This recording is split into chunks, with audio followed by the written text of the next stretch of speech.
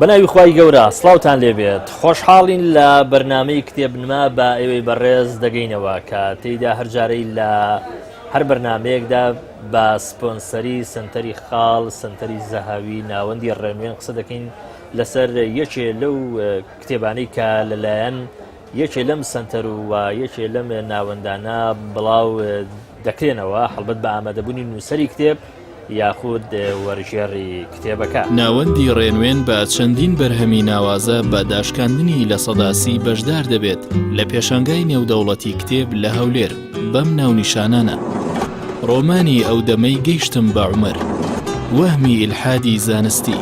ڕازەکانی گەنجێک، مرۆڤ و پەیامداری، ناڕێکیەکانی مارکسیەت، جیلوەی جەماڵ، یادەوەری نور، ژیانەوە لەگەڵ سەعیدی نەورەسیدا، لەگەڵ پەیامبەر، وەڵامی گومانی چاواشەکاریەکانی ناحەزان دەربارەی ئیسلام، سەروەری گەل لە پێش جێبەجێکردنی شەریعەتەوەیە، دەستبردن بۆ ئاگر، مەحوی لە بەڵگەنامەکانی عوسمانی و دەستنووسەکاندا، تیشکێک بۆ سەر قەزا و قەدەر، گەردانە، دیوانی شعری وەرزێر حەمە سەلیم، دژە ئیلحاد، ڤاکسینی پارێزبەندی ئیمانی موسڵمانان لە هەمبەر پرسیارە ئاڵۆزەکاندا، هونەری گفتوگۆکردن، دایبە، ڕێبەرێک بۆ پەروەردەی منداڵان، غەیب و عەقڵ، وردبوونەوە لە چەمکە ئاڵۆزەکان، تەفسیری مەلای گەورە، یەکەمین تەفسیر بە زمانی کوردی، مێژووی نووسینەوەی فەرموودە و گومانی ڕۆژهەڵات ناسان، دەروازەیەک بۆ شارستانێتی ئیسلامی، گەڕی گەردوون، دروستبوونی گەردوون لە نێوان زانست و ئایندا، ناوەندی ڕێنوێن بۆ پەخش و بڵاوکردنەوە. دووبارە سڵاوی خوای گەورەتان لێبێت. پێش هەموو شت لە دوور ڕاهات، بەژن و باڵای هێندە بەرز بووت، دەتگوت خزمی دارچنارە، هێندە پتە بوو، دەتگوت پارچەی کەژ و شێوە، دەستی چەپی گاڵۆکێکی پێگرتە بوو، بۆەوەی نەبوو خۆی پێ بە گۆچان ڕاگیرکە، وەهادی چەکان بە خاکە، وەک بیەوێ سوڕی زەوی بوەستێنێ. ڕیشی پڕ و ماش و برنج، تاڵی ڕەشی هێندە ڕەش بوو وەک ڕەشی بەردە ڕەشەکە، سپیەکەی هێندە سپی بوو وەک پشتەماڵی حاجیان، پۆشاشی هێندە کۆنە بوو، دەتگوت عارەبی هەژارە، دەموچاوێکی نورانی و ناوچاوی گەش، سیمای وەک گۆڕەپانی جەنگ لێکرده بوو. دەزانی بۆ؟ بریسکەی هەردوو چاوانی دەتگوت تیشکی تیژی خۆرە کاتێک لە مەیدانی جەنگە لە شمشێری دەبان دەدا. ئالەم ڕەنگە کەم کەس هەبوو، مرۆڤێکی وەها نەبوو هەموو جارێ لە وێنەی ئەو بەدی بکەی. هەرچی پەسون و مەدحی هەبوو نوێنەری چیرۆشێک بوون، بگرە چەند چیرۆکێکی جیاجیا. وردە وردە لێم نزیک بوو، گەشتە لای من، ویستم پرسیاری لێ بکەم، قوربان تۆ چێی؟ ئەمە بەڕێزان بەشێکە لە سەرەتای ئەم کتێبەی کە ئەم جارە بە ئامادەبوونی وەرگێڕی بەڕێزی کتێبەکە کە مامۆستا ئازاد عەباس گڵێجاڵی قسەی لەبارەوە دەکەین. ئەو دەمەی گەشتم بە عومەر، ئەمە ناونیشانی ئەم کتێبەیە کە لەلایەن ناوەندی ڕێنوێن بۆ چاپ و بڵاوکردنەوە بڵاو کراوەتەوە. ئەم کتێبە لەلایەن ئەدهەم شەرقاوی نووسراوە، وەکو لە سەرەتاش داگوتم مامۆستا ئازاد عەباس وەریژێڕاوە. هەڵبەت ژمارە 1383 ساڵی 2010 پێدراوە لە بەڕێوەبەرایەتی گشتی کتێبخانە گشتەکان. تەمان جۆری کتێبەکە ڕۆمانە. نووسەری یان بڵین وەرگێڕی بەڕێزی ئەم ڕۆمانە ئەو دەمەی گەشتم بە عومەر ئێستا لەگەڵمان ئامادەیە، لەگەڵ بەڕێزیان دەست دەکەین بە گفتوگۆ لەبارەی ئەم کتێبە کە لە دووتوێی 435 لاپەڕدا کەوتۆتە بەردەست خوێنەرانی و لە کتێبخانەی کوردیدا ئێستا لە شار و شارۆچکەکان دەست دەکەوێت. مامۆستا سوپاس بۆ ئامادەبوونت، زۆر سوپاسانەکەم. ئەو دەمەی گەشتم بە عومەر، ئەم کتێبە باز لە چی دەکا؟ بسم الله الرحمن الرحيم، الحمد لله وصلى الله على سيدنا محمد وآله أجمعين. بخير بن أخوة. لراسيان كتابة باسی ژیان و کەسایەتی حەزرەتی عومەری کوڕی خەتاب خەلیفەی دووەمی موسڵمانانەکە کە یەکێک بووە لە پیاوە هەرە گەورەکانی مێژوو یەکێک بووە لە پیاوە هەرە گەورەکانی ئیسلام. زۆر چاکە بەڕێزت لە پێشەشی ئەم کتێبە کاتێک خوێنەر پێشەشەکەی دەخوێنێتەوە بە کتێبێکی بێوێنەی لە قەڵەم دەدەی ئەمە بەشێکە لە نووسینی بەڕێزان لە پێشەشی کتێبەکە ئەم کتێبە بۆ کتێبێکی بێوێنەیە لانیکەم بە بۆچوونی بەڕێزت یانی ئێمە گەر تەماشا بکەین ئەو کتێبانی کە لەسەر ژیانی کەسایەتی مسلمانەکان نووسراوە خەلیفەکان یاخود تەنانە خودی پێغەمبەری صلی الله علیه وسلم کتێبەکان مێژوویەکی زۆر کۆن بەرەو ئەڕات و پێشتر ئەگەڕێنێتەوە و بە پێش بەسن بەسەر چاو و بە سەنەد و بە زۆر شتی ترەوە کە شتەکان کەمێک درێژەکاتەوە کەمێک ئالۆزیەکا و خوێنەر زوو لێ بێتاقەتە بێ و ینی شتێکی واژ نادە بەدەستەوە زۆر جار شتی واژ نادە بەدەستەوە کە خوێنەر تێرکا لەو شتەیە بەڵام ئەم کتێبە جیاوازە لەو کتێبانە. بۆچی جیاوازە؟ با من پرسیارە بە شێوێکی تر بکەم لەناو کتێبخانەی ئیسلامی بە شێوێکی گشتی ڕەنگە زێدۆڕەوی نەکەم ئەگەر بڵێم دەیان کتێب لەبارەی ژیاننامەی ئەم کەسایەتیە مێژوویەی ناو دنیای ئیسلام کە حەزرەتی عومەری کوڕی خەتاب بەخوای ڕازی بێ نووسراوە بۆ بەشێک لەم کتێبانەش ئێستا کراون بە کوردی و لە کتێبخانە کوردیەکاندا دەست دەکەون. ئەم کتێبە چ شتێکی جیاوازترە لە ئەم کتێبانەی کە لە پێش ئەم کتێبە پێشکەش بە کتێبخانەی کوردی کراوە لە چیدا جیاوازە ینی تا بەو ئەندازە ینی بەڕێزت بگەی بەوە کە بڵێ کتێبێکی بێوێنێ وەکو عەرزم کردن قوربان لە دوو ڕێگەوە جیاوازە لانی یەکەمی ئەوەیە کە ئەم ماوەسادم شەرقاویە هەڵنسراوە باسی سەنەد و یانی هەنێ شتێکەوە زۆر زەرور نییە بۆ ئیمڕۆ بۆ ئیمڕۆ ئەگینا خۆی لەوانەیە بۆ کاتی خۆی وەختی خۆی زەروری بێ بەڵام بۆ ئیمڕۆ زەرور نییە بۆ نمونە زۆر کەس باسیێکێکە کاڵێ باوکی ناوی ئەوە دایکی ناوی ئەوە لە فڵانە ساڵ باوکی لە دایک بووە دایکی لە دایک بووە یعنی شتانە زۆر زەرور نییە ئێمەمانوێ حەزرەتی عومەر بناسین ئەمانوێ خۆی بناسین یعنی ئیشمان بەوە نییە کە دایکی بناسین یا داپیرە هەرە گەوری باپیرە گەوری بناسین بزانین خەڵی کوێ بۆ لەکوێ لە دایک بۆ چۆن ژیاوە ئەمانە ئەگەر بیزانی وەکو سەرچاوێک بەکاری بێن یاوەکو معلوماتێک بۆ خۆ شێکی باشە بەڵام سوودی ئەو توێشیان نییە بەڵام کاگات هەم هەستاوە هەرێک ڕاستەخوارەوە ناو باسەکانەوە دەم کتێبە کە 400 لاپەڕەیە باسی نەسەبی حەزرەتی عومەریتیان نییە بڵێ حەزرەتی عومەر ناوی ئەوەیە خۆی باوکی ناوی ئەوەیە باپیری ناوی ئەوەیە ئەم شانیتیان نیە ڕاست شۆدە ناو مەسەلەکان و باسی کەسایەتی حەزرەتی عومەر و لێوە دەست پێەکە خاڵی دووەمیشی ئەوەیە کە ئیمڕۆ ئەزانین لە دنیای ئیمڕۆدا خوێنەر کەم بووە خەڵک زۆر تاقەتی خوێندنەوەی نەماوە ئەجا تۆ هەڵسی کتێبێک بنووسی بە سەنەدەوە باسی بکەی کە لە فەڵانە ڕۆژە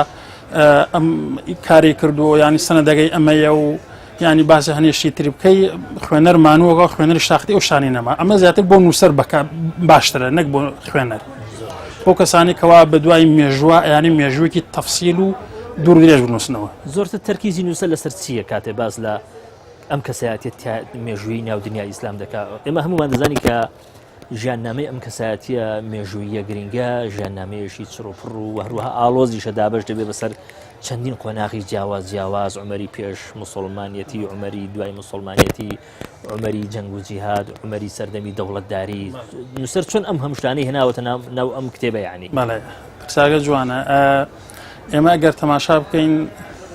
زیاتر کە باسی حەزرەتی عومەر ئەکرێ ئێستا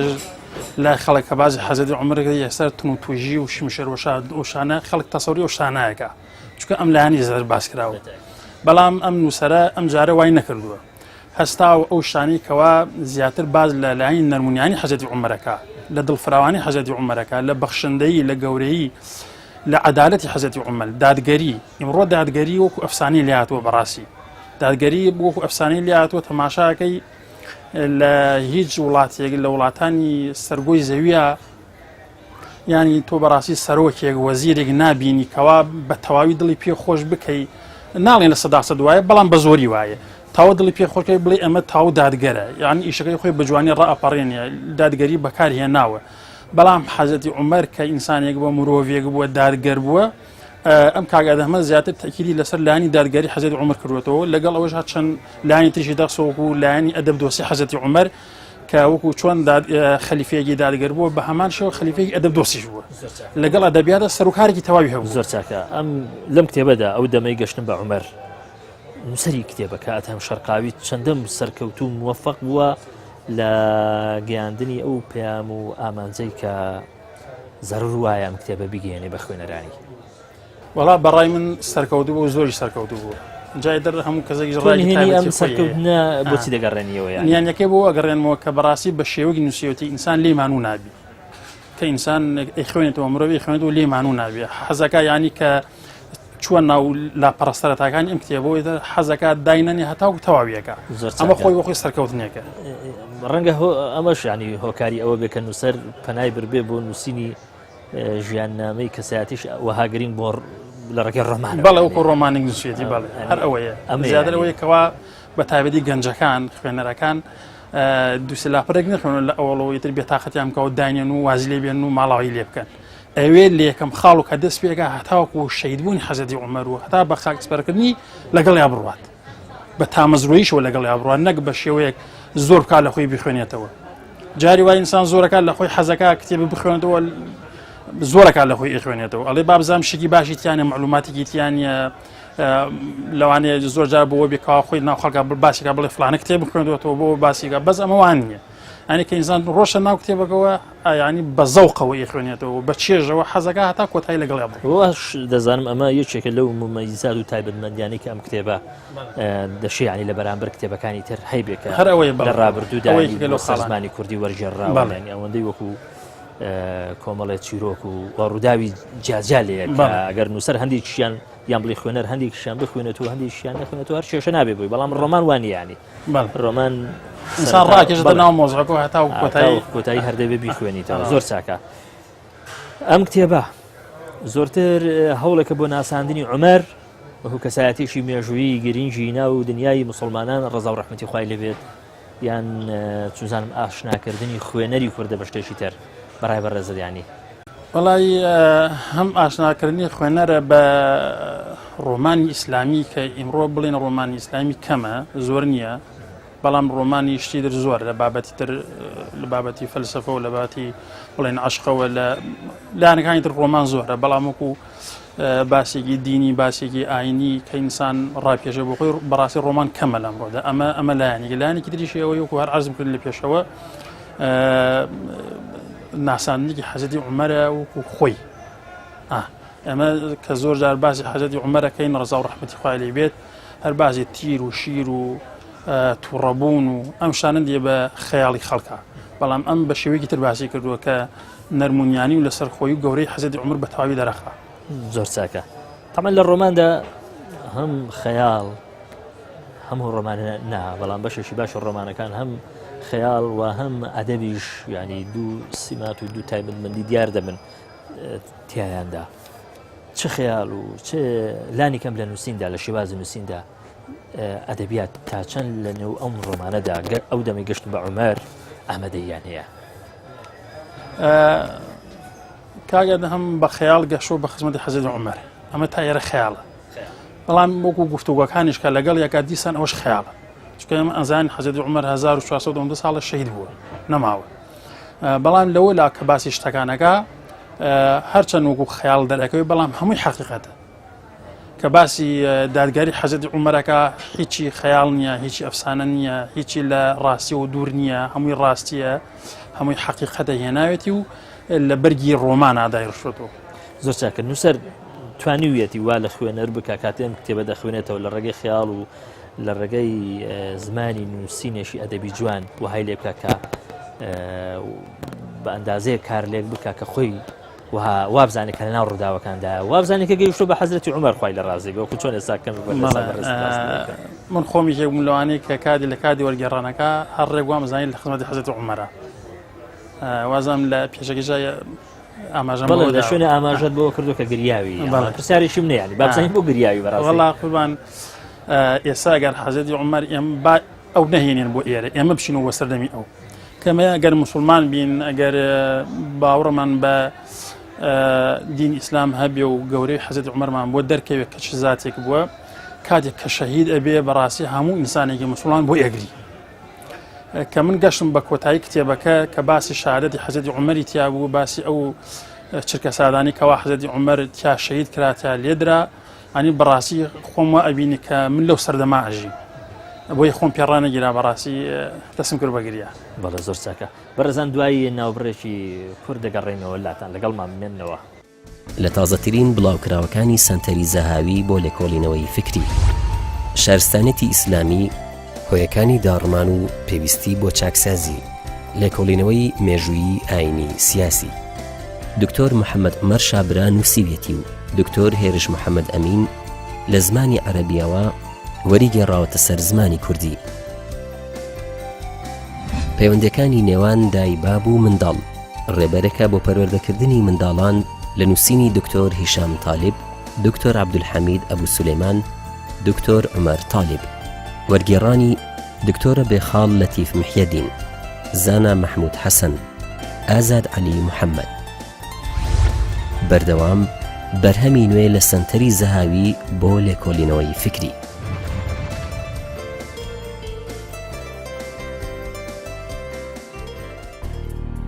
لە تازەترین بڵاوکراوەکانی ناوەندی ڕۆشنبیری و هزری خاڵ. دیوانی شعری گەردانە پێکدێت لە کۆکراوەی شعرەکانی شاعری کورد وەرزێر حەمەسەلیم. کۆمەڵکوژی کورد لە جەنگی ئێران عێراقدا پێکدێت لە توێژینەوەیەکی مێژووی سیاسی عادل سدیق عەلی نووسیوێتی. فەرهەنگی قورئانی پیرۆز پێکدێت لە لێکدانەوەی وشە و دەستەواژەکانی قورئانی پیرۆز بە زمانی کوردی. مستەفای سەیدمینە نووسیوێتی. چاوەڕوانی بەرهەمی نوێ بن لە کتێبی خاڵ.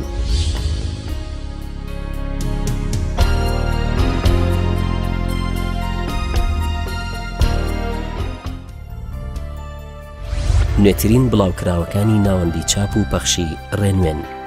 1001 داهێنان لە کەلەپوری زانایانی موسڵمان پێکدێت لە خستنە ڕووی ژمارەیەک داهێنانی زانایانی موسڵمان. بەڕێوەبەری نووسینی ئەم بەرهەمە پرۆفیسۆر سەلیم حەسەنی، وەرگێڕانی جوتیار قارەمان. ئینسکلۆپیدیای وەڵامی گومانەکان پێکدێت لە مۆسوعەی بەیانولئیسلام بە کوردی بۆ وەڵامی گومانەکان سەبارەت بە قورئان لە وەرگێڕانی نەرمین مستەفا.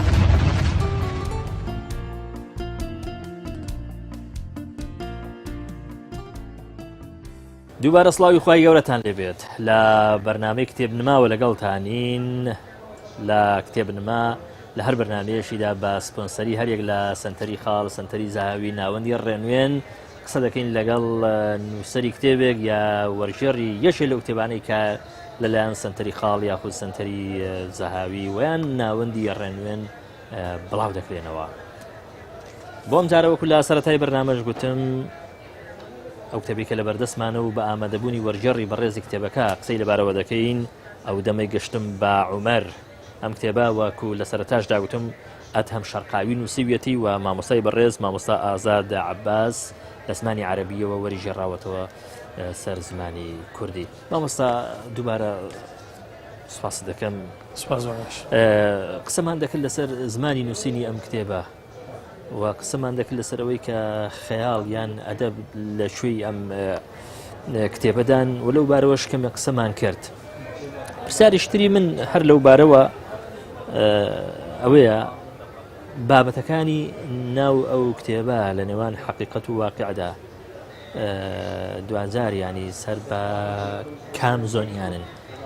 لەم کتێبەدا حەقیقەت زاڵترە یاخود خەیاڵ؟ بەڵێ وەکو باسم کرد لە پێشەوە بەڕاستی خەیاڵەکانی زۆر کەمە. خاڵەکە هەر ئەوەندەیە کە نووسەر خۆی وەکو گفتوگۆیەک ژانامەکەی داڕشەوە واین پیشانداوە کە گەشۆ بە خزمەتی حەزەتی عومەر ئەمانەی خەیاڵە و ئیلاوانی تر کە باسی بەسەرهات و ژانی حەزەتی عومەر و دادگەری و باسی شتەکانی تر هیچی خەیاڵنی، هەر هەمووی ڕاستی و حەقیقەت. زۆر چاکە، بەڵام دەکرێت بڵین بەشێکی خۆشی ئەم کتێبە ڕەنگە بگەڕێتەوە بۆ زمانی نووسینی ئەم کتێبە کە زمانێکی نووسینی ئەدەبی باش و بەهێزیشە کە مەژوا دەکات کە خوێنەر زۆرتر پەیوەست ببێ و زۆرتر کار لێشی لەگەڵ بکە و زۆرتر بەردەوام بێ لەسەر خوێندنەوەی و لێشی دانا بڕێ زمانی نووسین. زۆر باش مامۆستا گیان. ئەم کتێبە لە زمانی عەرەبیەوە وەرگێڕاوەتەوە سەر زمانی کوردی. کاتێ دەست کرد بە وەرگێڕانی ئەم کتێبە ئەو کێشە و گرفتانی کە تووشت هاتن ڕوبەڕوویان بیەوە ینی چین وڵات کێشە خۆ ناشکری نەبێت ئێستا لە وڵاتی ئەمڕۆدا زیاتر کێشە بۆ منم زۆر جار بەدەست بێکارەبای ناڵاندوم خۆم هەر لە هاوینانە کەمێک بە گەرما حساسیتم هەیە ئەوە کێشە بۆ یانی بێتە کێشە بووم لە کاتی گەرما توانایی وەرگێڕانشتم کەمە وەیلاوکو نووسینەکە خۆی ذاتی نووسینەکە شتێکە با بڵێن بەلاغیە من لە بەلاغەدا ئەگەر جەناب شارەزابی لە کتێبی مختصر المعانی کە یەکێکە لەو کتێبانەی لە منهەجی فەقێتیە ئەخوێنرێت کە باسی بەلاغەکە ئەڵێ بەلاغە ئەوەیە ئەو ڕستە و شەیان ئەو گفتارەیە کە خاڵی بێ لە هەندێشت لە تاقیدات یعنی وشەی واتیان نەبێت کە ئینسان بە زەحمەت بزانێ معناکەی چییە یاخود معناکەی بە جۆرێک ئاڵۆز بێ یا بە سەختی بۆی بدۆزرێتەوە 4-5 فەرهەنگ و ئەمانی بۆ بگەڕێ ئینجاوی دۆزێتەوە ئەوانی تیان نییە زۆر چاکە یان لە جهت دەربڕینەوە ئەوە ئینەکان مەخرەجەکانی زۆر نزیک نەبن لە یەکەوە کە ئینسان نەتوانێت دەری بڕێ لەم شانە خاڵی بەڕاستی زۆر چاکە بەڵام مامۆستاگیان خود لە بەلاغە شارەزایی و ئەوانەشی کە شارەزان لە بەلاغە دەزانین کە بۆ ئەوەی مرۆڤ ببێ بە خاوەن ئوسلوبێکی بەلاغی بەهێز پێویستی بە ئاشنابوونە بە قەواعیدی بەلاغە پێویستی بەوەی هەیە کە خاوەن سەلیقەیەکی بەلاغی بەقووەت بێ و هەروەها پێویستی بە کەلیماتیشە کاتی ئەم کتێبە لە عەرەبیەوە دەکەی بە کوردی و تەمان پێویستی بەوەی هەیە کە بە ئوسلوبێکی بەلاغی کوردی بەقووەت جارێشتر یعنی دابڕێژەوە لێرەوە تووشی کێشە نەبووی وڵای برەمە کێشەی بەتایبەتی کە پەیوەندی بە کەلیماتەوە بڵێم هەر نەبوو بووە بەڵام زۆر نەبووە خۆی بەڕاستی ئێمە گەر ئاوڕێک بدێنەوە بۆ مێژوو لە سەردەمی کۆنا بەتایبەتی لە ناو عەرەبا کاتێک کە منداڵیان بووە لە تەمەنی 34 ساڵی نردویانە بۆ لادیەکان بۆ تا ماوەیەک 4-5 ساڵی لە لادێژە دوای هێنانێتەوە ناو شار ئەم هەر خوێنێتەوە لێژیتر یعنی بیروان نەگەڵ بزانین بۆچی وایە ئەنی بەڕاستی ئینسان ئەگەر ئێستا هەرێکی لە ئێمە بیوێ بە کوردیەکی پڕ لە بەلاغەت پڕ لە ڕەوانبێژی جوان قسە بکە ئەبێ بگەڕێتەوە بۆ لادی بە زمانی وەرەگێڕاوە مامۆستا تۆ بە زمانی شار بە زمانێکی لادێیی ئاسایی کە مرۆڤ چۆن قسەی پێکا خۆی لە ماڵی خۆیان یان دوو پیاوی پیر چۆن قسەکەن بەیەکەوە من بەی خۆم ئاوەرم گێڕاوە زۆر چاکە هەڵبەت لە پەڕە 13دا بەڵێ فەرهەنگێکی شتیدا فەرهەنگێکی کوردی ئەمەش لە جوانی کتێبەکەی جوانتر کردووە دەستان خۆش بیا خوسپاسانەکەین زۆر چاکە کاتی ئەم کتێبە وەردەگێڕی لە عەرەبیەوە بۆ کوردی کتێبی ئەو دەمەی گەشتم بە عومەر خوای لە ڕازی بێت پەنات بۆ کام شێوازی وەرگێڕان بردووە خۆ دەزانی لە دنیای وەرگێڕاندا کۆمەڵێک شێوازی وەرگێڕان هەیە دوو لە هەرە شێوازە دیارەکان برینتین لە شێوازی وەرگێڕانی حرفی یاخود شێوازی وەرگێڕانی ماناییە بەڕێستان پشتان بە کامیان بەستووە من زیاتر بە مانایی پشتم بەستووە یعنی ئینسان گەر وەرگێڕانی حرفی بکە یعنی کوردیەکەی خۆش دەرناچی یعنی هەرچەند عەرەبیەکەی پڕ بێ لە بەلاغە و لە خۆشی بۆ زمانی خۆیان بۆ عەرەب زمان بەڵام بۆ کوردەکەوا دەرناچی بەڵام ئەمە لە حسابی حقیقەتی ئەمە یعنی هیچ لە بڵێن ناو کتێبەکەیش لام نەداوە بڵێنەوە لادانیتیا یان معنای گۆڕی بێ یان شتێکی تری هێنابێتە ئیلا لە چەند حاڵەتی زۆر کەمان نەبێ لە یەک دوو حاڵەتەوە ئەزانم ئەوە خۆم بەعزیشتم بۆ ئیزافە کردووە وەکو لابرن هیچم لا نەبردووە بەڵام یەک دوو بابەتم بۆ زیاد کردووە ئەوە ئیلای تر هەر معنای کتێبەکە خۆیەتی بەڵام بە زمانێکی کوردیانە دەڕێژینەوە نەک بە کوردیەک بێ کە لەسەر ڕەوانبێژی عەرەبی بێ یان بە عەرەبیانە دایڕێژی ئەمە باششێکی باشە من دەستان خۆش بێت زۆر چاکە مامۆستا لە ناو قسەکانت قسەت لەسەر ئەوە کرد کە هەڵبەت لە پێشەچەکەش ئاماژەت هەر پەیداوەکە لە شوێنە گریاوی زۆر چاکە ئەم حاڵەتە عاتیفیە تەنیا تایبەت بە خۆت یا دەشێ ینی خوێنەری تریژ لە کاتی خوێنەوەی ئەم کتێبە و کەوتن بەسەر هەندێک ڕوودا و هەندێک بابەتدا ینی ڕوبەڕووی ببێتەوە ینی قوربانی دەرواکی بە پێی خۆیەتی من نازانم من ناتوانم حکوم مەسام دڵی تۆ چی تایە بەڵام بە فکری خۆم هەزری خۆم لەوانەیە زۆر کەس بگرێنی ئێمە کە ئێستا سەیرەکەین ینی گریانەکە هەرچی ئەمە هیچ لەلایەکەوە کە ئێمە وەکو موسڵمانێک حەزەتی عومرمان خۆشەوێ بەڵام لەولاترەوە سەیرەکەی ئیمڕۆ کەسێک نەماوە تامی حەزەتی عومەر بدا ئەوش هەرخۆ بە خۆی مایە گریانە یانە ئەگەر ئینسان مسلمانیش نەبێ بەزەوە بخوێنەوە کە حەزەتی عومەر چەندێ دادگەر بووە چەندێ فەرمانڕەوایەک بووە کە خەلیفەیەکەوە کە بە شەو تا بەیانی و چۆن بەیانی تا ئێوارە کاری کردەوە بە خەڵک دیسانەوە لە شەویش هەتاوەکو بەیانی زۆر بەدەگمەن نووسوە کاتە ئەمڕۆ ئێمە پێویستیمان بە گەیشتنە بە عومەر زۆر زەرورە ئیمڕۆ بگەین بە عومەر ئێمە بە تایبەتی دەسەڵاتدارەکان زۆر چاک هەر زۆر زەرورە بگەن بە عومەر زۆر چاکە ئەم کتێبە 2000 چی پێشکەش بە خوێنەری کوردەکە چی پێشکەش بە کتێبخانەی کوردی دەکە ئەم کتێبە ئەم کتێبە جوانی حەزەتی عومەر پێشکەش بە خوێنەری کوردەکە دادگەری حەزەتی عومەر ئەنجا لەو لاشەوە بەرزی ئاینی ئیسلام کە کەسێکی وەکو عومەر کە زاتێک و حەزەتی عومەر ئەگەر لە ئیسلامانە بێ هەڵ ناکەوێ یعنی تەنیا ئاینی ئیسلام و ئەتوانێ مرۆڤی وەکو حەزەتی عومەر دروست بکات بەڵە زۆر سوپاسانەکەم زۆر بەڕێز مامۆستا ئازاد عەباس وەرجێڕی کتێبی ئەو دەمەی گەشتم بە عومەر کە ئەدەم شەرقاوی نووسیوێتی زۆر سوپاسانەکەم سوپاسانەکەم هەروەها زۆر سوپاسی ئەوەی بەڕێزیش دەکەم کە لە کتێب ماگوێتان ئێمە گرت وەکو ئەم جارێش گوتومە ئەم بەرنامەیە بە سپۆنسەری هەریەک لە ناوەندی ڕێنوێن و سنتەری زەهاوی سنتەری خاڵە تێیدا هەر جارەی لەگەڵ یەشێ لە نووسەری کتێبێک یاخود وەرجێڕ یەشێ لەو کتێبانەی کە یەشێ لەم سنتەرانە بڵاوی دەکەنەوە قسە و باز دەکەین لەسەر کتێبەکانیان سوپاسان دەکەم دووبارە تا لە بەرنامەیەشی تری کتێبنما پێتان دەگەمەوە هەموو لایەک بەخوای گەورە دەسپێرم خواتان لەگەڵ